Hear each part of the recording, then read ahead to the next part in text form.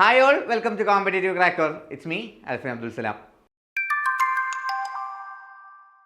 അപ്പോൾ ഇന്നലെ 18-ാം തീയതി വൈകുന്നേരം ഏകദേശം 4:30-5 മണിയോടുകൂടി നമുക്ക് വന്നൊരു അപ്ഡേറ്റ് ആയിരുന്നു ഫൈനൽ ആൻസർ കീ അല്ലെങ്കിൽ കറക്റ്റഡ് ആൻസർ കീ എന്ന് പറയുന്നത്.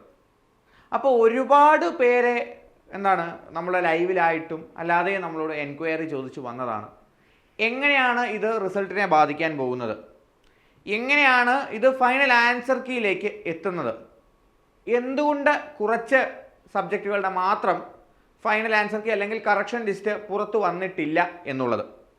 അപ്പോൾ ഇതിനെപ്പറ്റി എല്ലാം ഡിസ്കസ് ചെയ്യാൻ വേണ്ടിയിട്ടും എങ്ങനെയാണ് ഈ ഡിലീഷൻ അല്ലെങ്കിൽ ഓപ്ഷൻസ് ചേഞ്ച് നമ്മളുടെ ഫൈനൽ ആൻസർ കീയെയും ഫൈനൽ റിസൾട്ടിനെയും ബാധിക്കുന്നത്, എങ്ങനെയാണ് നമ്മൾ ഇനിയും റിസൾട്ട് കാൽക്കുലേറ്റ് ചെയ്യണത് എന്ന് ജസ്റ്റ് ഒന്ന് പറഞ്ഞു തരാൻ വേണ്ടിയിട്ടാണ് നമ്മൾ ഈ വീഡിയോ ചെയ്യുന്നത്. അപ്പോൾ let's not waste time and let's get into it.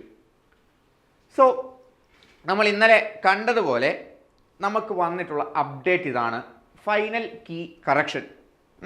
Okay, അപ്പോൾ ഇവിടെ എന്താണ്, സെറ്റ് ജനുവരി 2025 നടന്ന പരീക്ഷയിൽ കുറച്ച് ചോദ്യങ്ങൾ ഫൈനൽ ആൻസർ കീ വന്നതിന് ശേഷം നമുക്കൊരു വിൻഡോ ഓപ്പൺ ആണ് ആൻസർ കീ കറക്ഷന് വേണ്ടിയിട്ടുള്ളത്, ചലഞ്ചിന് വേണ്ടിയിട്ടുള്ളത്. അതായത് ഫൈനൽ ആൻസർ കീയിൽ തന്നിട്ടുള്ള ഉത്തരങ്ങൾ തെറ്റാണ് എന്നുള്ളത് നമുക്ക് എന്ത് ചെയ്യാൻ പറ്റും, LBS സെൻറ്ററിനെ ചലഞ്ച് ചെയ്യാനായിട്ട് സാധിക്കും. ഈ ചോദ്യങ്ങൾ തെറ്റാണ്, ഇത് മാറ്റാണ്ടതാണ് എന്നുള്ള രീതിക്ക് നമുക്ക് ചലഞ്ച് ചെയ്യാൻ സാധിക്കും.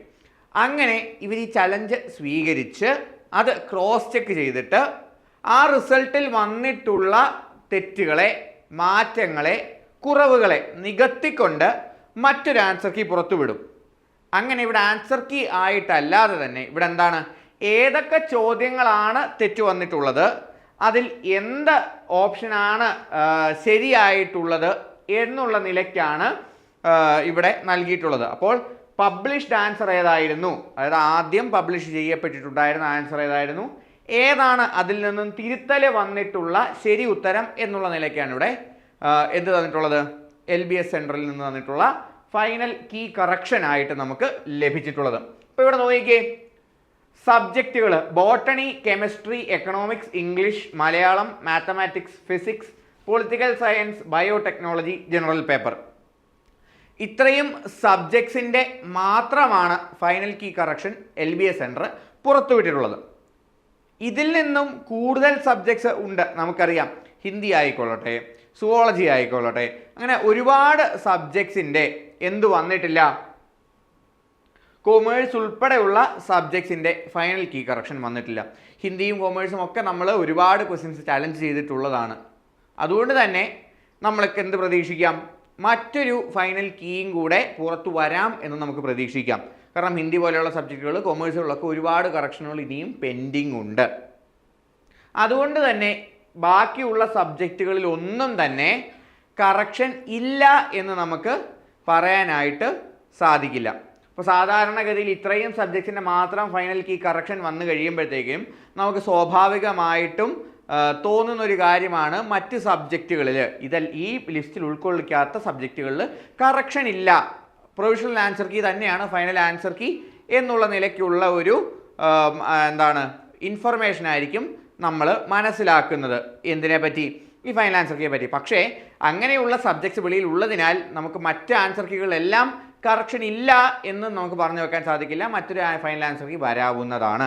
എന്നിരുന്നാൽ പോലും സുവോളജി പോലെയുള്ള സബ്ജക്റ്റുകളിൽ തിരുത്തലുകളും കറക്ഷനുകളും ഒന്നും തന്നെ നമ്മൾ ആരും എന്ത് ചെയ്തിട്ടില്ല, റേസ് ചെയ്തിട്ടില്ല. അതുകൊണ്ട് അങ്ങനെയുള്ള സബ്ജക്റ്റുകളും ആ ലിസ്റ്റിൽ തന്നെയുണ്ട്, അവയിൽ കറക്ഷൻ വരാതിരിക്കാനുള്ള സാധ്യതയും കൂടുതലാണ്. അപ്പോൾ ഇതാണ് എന്ത് ഫൈനൽ കീ എന്ന് പറയുന്നത്, അല്ലെങ്കിൽ കറക്റ്റഡ് ആയിട്ടുള്ള ഫൈനൽ കീ എന്ന് പറയുന്നത്. ഇനി ഇവിടെ നമ്മൾ ശ്രദ്ധിക്കേണ്ട കാര്യം എന്ന് പറഞ്ഞു കഴിഞ്ഞാൽ, ഓൾറെഡി പബ്ലിഷ്ഡ് ആയിട്ടുള്ള ഓപ്ഷൻസ് ഇവിടെ ഉണ്ട്, അതിനുശേഷം ഇന്നലെ റിവൈസ് ചെയ്ത് വന്നിട്ടുള്ള ഓപ്ഷൻസ് ഇവിടെ ഉണ്ട്. മനസ്സിലാക്കുക, ആദ്യത്തേത് പബ്ലിഷ്ഡ് ആയിട്ടുള്ള ചോദ്യങ്ങൾ. ഇപ്പോൾ നമുക്ക് ഇംഗ്ലീഷ് തന്നെ എടുക്കാം. 25-107 ബുക്ക്ലെറ്റ് നമ്പറുള്ള ഇംഗ്ലീഷ് വേർഷൻ A ഉണ്ട്, വേർഷൻ B ഉണ്ട്, 2 ബുക്ക്ലെറ്റുകളുണ്ട്. വേർഷൻ എയിലെ 9ാമത്തെ ചോദ്യവും 69ാമത്തെ ചോദ്യവും അതിൻ്റെ പബ്ലിഷ്ഡ് ആൻസർ കീയിലെ ഉത്തരം C ആണ്. പക്ഷേ അതിൻ്റെ റിവൈസ്ഡ് ആൻസർ കീയിലുള്ള ഉത്തരം B ആണ്. നിങ്ങൾ ഉത്തരം മാർക്ക് ചെയ്തിരുന്നത് C ആണെങ്കിൽ നിങ്ങൾക്ക് മാർക്ക് ലഭിക്കില്ല. നിങ്ങൾ മാർക്ക് ചെയ്തിരുന്ന ഉത്തരം B ആണെങ്കിൽ നിങ്ങൾക്ക് മാർക്ക് ലഭിക്കും. അതുതന്നെയാണ് 72-12 BA ചോദ്യങ്ങളിൽ ബി എന്ന് പറഞ്ഞ ഓപ്ഷൻ സെലക്ട് ചെയ്തവർക്കും എ എന്ന ഓപ്ഷൻ സെലക്ട് ചെയ്തവർക്കും സംഭവിക്കുന്നത്. മറിച്ച് നോക്കിക്കേ, CDC 42, 53, 93, 102, 113, 33 ചോദ്യങ്ങൾക്ക് CA എന്ന ഓപ്ഷൻ ക്ലിക്ക് ചെയ്തവർക്ക് എന്ത് ലഭിക്കില്ല? മാർക്കുകളുടെ കാര്യത്തിലേക്ക് വരുമ്പോൾ ഈ ക്വസ്റ്റ്യൻസ് എല്ലാം ഡിലീറ്റഡ് ആണ്. എക്സ് അല്ലെങ്കിൽ ഇൻഡുവിൽ മാർക്ക് ചെയ്തിട്ടുള്ള ചോദ്യങ്ങളെല്ലാം നീക്കം ചെയ്യപ്പെട്ടിട്ടുള്ളവയാണ്.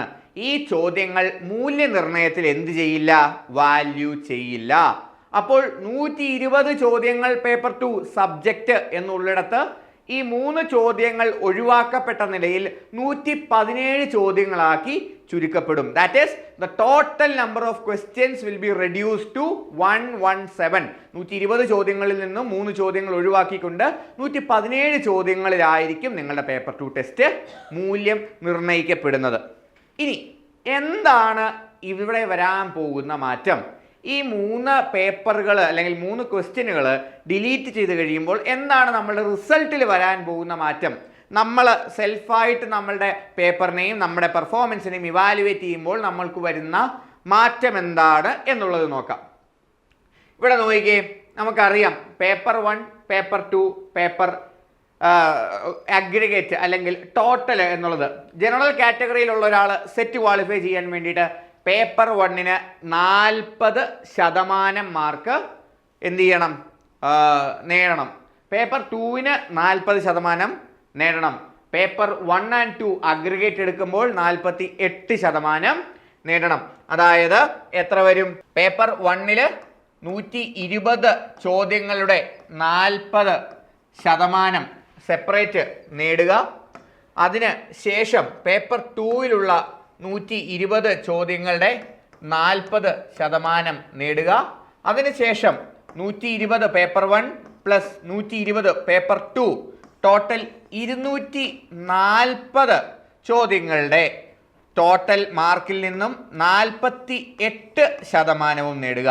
ഈ 3 മാനദണ്ഡങ്ങൾ ഫോളോ ചെയ്താൽ അല്ലെങ്കിൽ ക്വാളിഫൈ ചെയ്താൽ മാത്രമേ നിങ്ങൾ എന്ത് ചെയ്യുകയുള്ളൂ?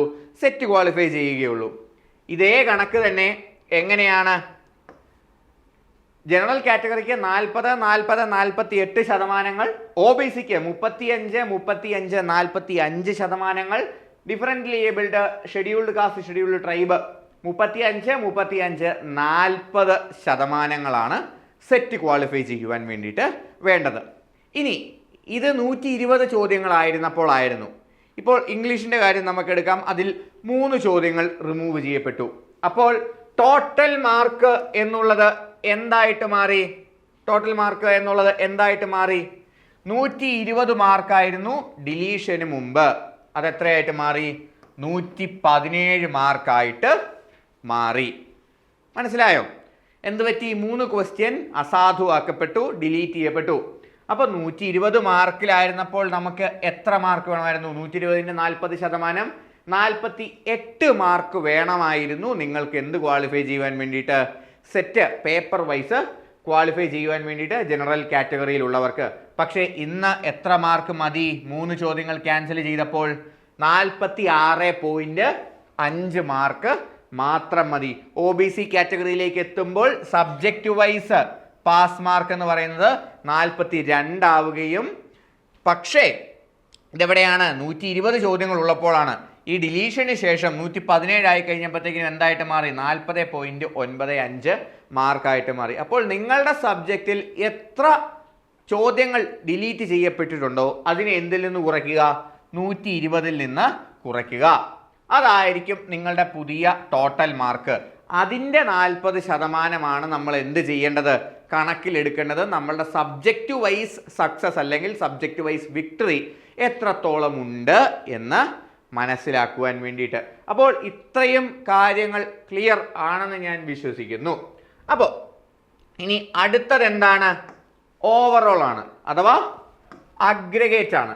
എന്താണ് അഗ്രിഗേറ്റിലേക്ക് വരുമ്പോഴുള്ള നമ്മൾ ശ്രദ്ധിക്കേണ്ട കാര്യം അല്ലെങ്കിൽ നമ്മൾ മനസ്സിലാക്കേണ്ട കാര്യം? ഇവിടെ നോക്കിക്കേ, 240 മാർക്കിലായിരുന്നു നമ്മുടെ ആദ്യത്തെ അഗ്രിഗേറ്റ് കാൽക്കുലേറ്റ് ചെയ്യപ്പെടുന്ന ടോട്ടൽ മാർക്ക്. പേപ്പർ 1-ൻ്റെ 120-ഉം പേപ്പർ 2-ൻ്റെ 120-ഉം കൂട്ടി 240. അതിൻ്റെ 48% 115.2 മാർക്കായിരുന്നു നിങ്ങൾക്ക് എന്തിനു വേണ്ടത്? സെറ്റ് ക്വാളിഫൈ ചെയ്യാൻ അഗ്രിഗേറ്റ് കിടക്കേണ്ടിയിരുന്നത്. ഒ ബി സിക്ക് 108, SC STക്ക് 96. ഇങ്ങനെയുള്ള മാനദണ്ഡങ്ങളായിരുന്നു. ഇവിടെ നമ്മൾ പറഞ്ഞതുപോലെ തന്നെ പേപ്പർ 2 3 ചോദ്യങ്ങൾ നമുക്ക് ഇംഗ്ലീഷിൽ എന്ത് വന്നു? ഡിലീഷൻ വന്നു. അപ്പോൾ 240 എന്നുള്ളത് 237 ആയിട്ട് ചുരുങ്ങി. അപ്പോൾ ജനറൽ കാറ്റഗറിയിലുള്ളവർക്ക് 113.76 മാർക്ക് നേടിയാൽ മതി. ഒ ബി സി കാറ്റഗറിയിലുള്ളവർക്ക് 106.6 മാർക്ക് നേടിയാൽ മതി. SC ST വിഭാഗത്തിലുള്ളവർക്ക് 94.8 മാർക്ക് നേടിയാൽ മതി. എന്ത് ക്വാളിഫൈ ചെയ്യുവാൻ വേണ്ടിയിട്ട്? സെറ്റ് ക്വാളിഫൈ ചെയ്യുവാൻ വേണ്ടിയിട്ട്. ഇതെന്താണ്? അഗ്രിഗേറ്റ് മാർക്കാണ്. അതായത് general paper plus subject paper, paper 1 plus paper 2ന്റെ കാര്യമാണ് പറയുന്നത്. പേപ്പർ 1 ഡിലീഷൻ ഒന്നും ഇല്ല. ജനറൽ പേപ്പറിന്റെ റിസൾട്ട് വന്നതിൽ ഡിലീഷൻ ഒന്നുമില്ല. മറിച്ച് എന്താണുള്ളത്? റിവൈസ്ഡ് ആൻസർ കീ തന്നെയാണുള്ളത്. അതായത് ഒരു ഓപ്ഷൻ അല്ല, മറ്റൊരു ഓപ്ഷൻ ശരിയാണ്. അതുകൊണ്ട് ആ ചോദ്യം ഒഴിവാക്കപ്പെട്ടിട്ടില്ല. അതുകൊണ്ട് തന്നെ പേപ്പർ 2 വരുന്ന മാറ്റങ്ങൾ അനുസരിച്ച് നിങ്ങളുടെ റിസൾട്ടിൽ എന്ത് മാറ്റങ്ങൾ വരുള്ളൂ? കട്ട് ഓഫിലും നിങ്ങളുടെ പാസ് മാർക്കുകളിലും എന്തിൽ വ്യത്യാസം വരുള്ളൂ? റിസൾട്ടിൽ വ്യത്യാസം വരികയുള്ളൂ. അപ്പോൾ നിങ്ങൾ ആൻസർ കാൽക്കുലേറ്റ് ചെയ്യുമ്പോൾ അല്ലെങ്കിൽ റിസൾട്ട് കാൽക്കുലേറ്റ് ചെയ്യുമ്പോൾ നിങ്ങളുടെ സബ്ജക്റ്റിൽ ഡിലീറ്റഡ് ആയിട്ടുള്ള ചോദ്യങ്ങളുടെ എണ്ണം ടോട്ടലിൽ നിന്ന് കുറച്ച് അതിൻ്റെ ശതമാനം കണ്ടെത്തി റിസൾട്ട് നോക്കുക. അപ്പോൾ നമുക്ക് ഏകദേശം റിസൾട്ട് വരുന്നതിന് മുമ്പ് തന്നെ നമ്മൾ എത്രത്തോളം പാസ്സാകുവാനുള്ള സാധ്യതയുണ്ട്, നമ്മൾ പാസ്സാകുമോ, ഇത്തവണ സെറ്റ് ക്വാളിഫൈ ആകുമോ ഇല്ലയോ എന്നുള്ള കാര്യം നമുക്ക് ഏകദേശം മനസ്സിലാക്കാനായിട്ട് സാധിക്കും. നിങ്ങൾക്ക് എത്രത്തോളം മാർക്കിനാണ് ഇത്തവണത്തെ പരീക്ഷ അല്ലെങ്കിൽ ഇത്തവണത്തെ സെറ്റ് നഷ്ടമായത് എന്നുള്ള കാര്യവും കൂടെ മനസ്സിലാക്കാനായിട്ട് സാധിക്കും. അപ്പോൾ എനിക്കിവിടെ പറയാനുള്ള കാര്യമെന്ന് പറഞ്ഞു കഴിഞ്ഞാൽ ഓരോ റിസൾട്ടും നമ്മളുടെ പെർഫോമൻസിൻ്റെ ഒരു ഇവാലുവേഷനാണ്. നമ്മൾ എത്രത്തോളം ഹാർഡ് വർക്ക് ചെയ്തു, നമ്മൾ എത്രത്തോളം ഈ സബ്ജക്റ്റ് കവർ ചെയ്തു, നമ്മൾ എത്രത്തോളം ഈ പരീക്ഷയിലും പഠനത്തിലും പെർഫോം ചെയ്തു എന്നുള്ളതിൻ്റെ ഒരു പ്രോഗ്രസ് റിപ്പോർട്ടാണ്. നമുക്ക് തന്നെ സെൽഫ് അവെയർനെസ്സിലൂടെ അല്ലെങ്കിൽ സെൽഫ് ഇവാലുവേഷനിലൂടെ എന്ന് മനസ്സിലാക്കാൻ സാധിക്കും നമ്മുടെ പഠനത്തിൽ നമ്മൾ എവിടെയാണ് പിൻപോട്ട് പോയത് എന്നുള്ള കാര്യം നമുക്ക് മനസ്സിലാക്കാൻ സാധിക്കും. നമുക്ക് എവിടെയാണ് പെർഫോം ചെയ്യാൻ പറ്റാതിരുന്നത് എന്നുള്ള കാര്യം നമുക്ക് മനസ്സിലാക്കാനായിട്ട് സാധിക്കും. അത് തിരുത്തിക്കൊണ്ട് ഇനി വരാൻ പോകുന്ന സെറ്റ് പരീക്ഷയ്ക്ക് വേണ്ടി തയ്യാറെടുക്കാനുള്ള ഏറ്റവും നല്ല സമയമാണിത്.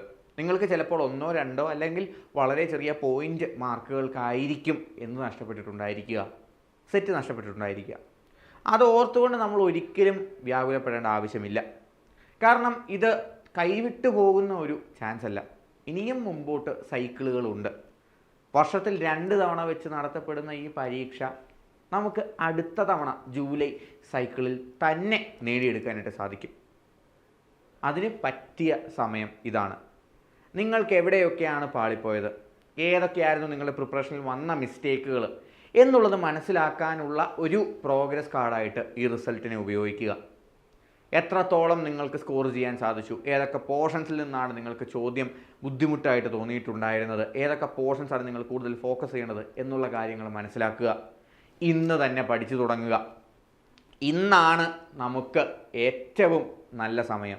നാളത്തേക്ക് വെച്ച് കഴിഞ്ഞാൽ നാളെ നീളെ പൊയ്ക്കൊണ്ടേയിരിക്കും. പക്ഷേ ഇന്ന് തന്നെ നിങ്ങളുടെ പ്രിപ്പറേഷൻസ് ആരംഭിക്കുക. ഈ ജൂണിൽ തന്നെ നമുക്ക് സെറ്റ് നേടിയെടുക്കാനായിട്ട് സാധിക്കും. ഈ ജൂണിലേക്ക് സെറ്റ് എഴുതിക്കൊണ്ടിരിക്കുന്ന എല്ലാ ഉദ്യോഗാർത്ഥികൾക്കും വേണ്ടിയിട്ട് CC സെറ്റാസ്ത്ര 3.0 ഏറ്റവും പുതിയ ലോങ് ബാച്ചുമായിട്ട് തയ്യാറാണ്. കോൺസെപ്റ്റ്സ് എല്ലാം ബേസിക്കിൽ നിന്ന് അടിയുറച്ച് പഠിച്ച് മനസ്സിലാക്കി പ്രീവിയസ് ഇയർ ക്വസ്റ്റ്യൻസ് പ്രാക്ടീസ് ചെയ്ത് ക്വസ്റ്റ്യൻ പാറ്റേണിനെ മനസ്സിലാക്കി സെറ്റ് എക്സാമിന് വേണ്ട പ്രിപ്പറേഷൻസ് എല്ലാം ഒരുക്കിക്കൊണ്ട് നിങ്ങളെ തയ്യാറെടുക്കുവാൻ വേണ്ടിയിട്ട്, നിങ്ങളെ റെഡിയാക്കുവാൻ വേണ്ടിയിട്ട് CC സെറ്റാസ്ത്ര 3.0 റെഡിയാണ്. നിങ്ങളുടെ അധ്യാപക സ്വപ്നങ്ങളുടെ ആദ്യത്തെ ചവിട്ടുപടിയായിട്ടുള്ള സെറ്റ് നിങ്ങൾക്ക് നേടിത്തരാൻ വേണ്ടി ഞങ്ങൾ തയ്യാറാണ്. അപ്പോൾ ഈ ജൂണിൽ തന്നെ നമുക്ക് സെറ്റ് ഉറപ്പിക്കാം. ഇപ്പോൾ വന്നിട്ടുള്ള ചെറിയ മിസ്റ്റേക്കുകളെ തിരുത്തിക്കൊണ്ട് നമുക്ക് ഉറപ്പായിട്ടും ഈ വരുന്ന ജൂണിൽ തന്നെ റിസൾട്ട് നേടിയെടുക്കാൻ മാക്സിമം പരിശ്രമം ഇന്ന് തന്നെ ആരംഭിക്കാം. ഒരിക്കൽ കൂടെ ഈ പരീക്ഷ എഴുതിയ റിസൾട്ട് പോസിറ്റീവായിട്ട് പ്രതീക്ഷിച്ചിരിക്കുന്ന എല്ലാവർക്കും എൻ്റെയും CCയുടെയും ഹൃദയം നിറഞ്ഞ ആശംസകൾ നേരുന്നു. അതുപോലെ തന്നെ വീണ്ടും പറയാനുള്ളത്, മാർക്ക് കുറഞ്ഞു പോയവർക്ക് തോറ്റുപോകുമോ എന്ന് വിഷമിച്ചിരിക്കുന്നവർക്ക് വിഷമിക്കാനുള്ള സമയമല്ലിത്. നിങ്ങളുടെ സ്വപ്നത്തിലേക്കുള്ള അടുത്ത ചവിട്ടുപടി എടുക്കാനുള്ള സമയമാണിത്. കഠിന പ്രയത്നത്തിൻ്റെ രാവുകളുടെ ആദ്യത്തെ ദിവസമാണിത്. Your step to success starts today with your hard work. ഒരിക്കലും നിങ്ങൾ നിങ്ങളുടെ പരിശ്രമം പാതി വഴിയിൽ വിട്ടുകളയേണ്ട ആവശ്യമില്ല. നമുക്ക് നേടിയെടുക്കാവുന്നതേ ഉള്ളൂ സ്റ്റേറ്റ് എലിജിബിലിറ്റി ടെസ്റ്റ്. അപ്പോൾ നിങ്ങൾ കോൺഫിഡൻ്റ് ആയിട്ടിരിക്കുക, ഹാർഡ് വർക്ക് ചെയ്യാൻ വേണ്ടിയിട്ട് തയ്യാറായിട്ടിരിക്കുക. നിങ്ങളുടെ സ്വപ്നം നിങ്ങളെ തേടി തന്നെ എത്തും. ഇതുപോലെയുള്ള ഇൻഫോർമേറ്റീവ് ആയിട്ടുള്ള കോണ്ടൻറ്റുകൾ നിങ്ങളുടെ ഫീഡിൽ കൂടുതൽ ലഭിക്കുന്നതിന് വേണ്ടി യൂട്യൂബ് ചാനൽ സബ്സ്ക്രൈബ് ചെയ്ത് വയ്ക്കുക. നിങ്ങളുടെ ആസ്പിരൻറ്റ് സുഹൃത്തുക്കളിലേക്ക് ഈ വീഡിയോ ഷെയർ ചെയ്തെത്തിക്കുക. മറ്റൊരു വീഡിയോയുമായിട്ട് എത്തുന്നത് വരെ this is me Alfin Abdul Salam signing off for CC. Thank U.